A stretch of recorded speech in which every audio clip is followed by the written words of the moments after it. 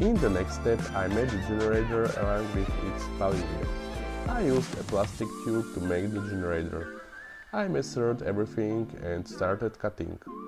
I made the poly wheel from the original part. Hello guys! Yes, in the previous part I started making a generator. Let's finish it. I used the plastic tubes that I mentioned in the last part.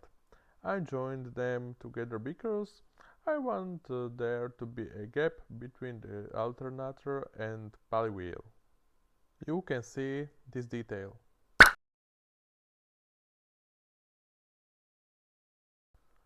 In the picture, the generator also has a small hole. Inside we can see a copper coil.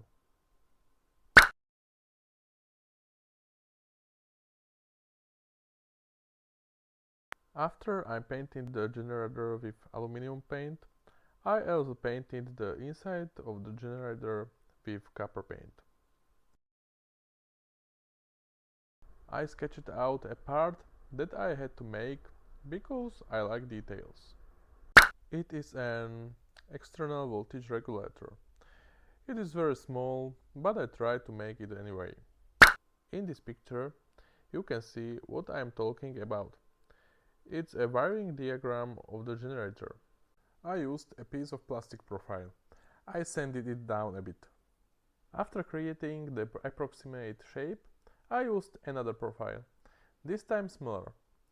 I think it was 1 mm times 1 mm. This profile shows the connector. I was wondering what color to paint it. I wanted the details on the engine to stand out. In the end, I chose dark green.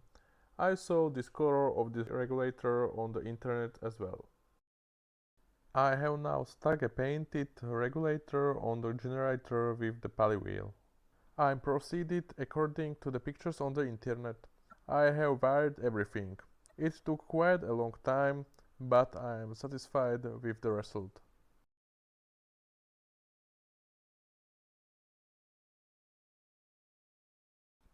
Another very important step is drive belt.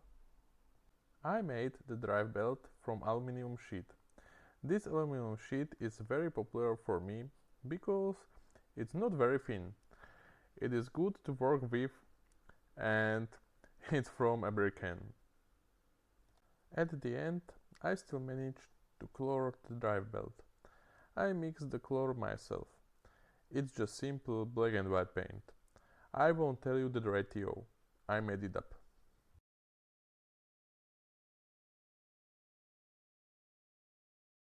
Thank you for watching.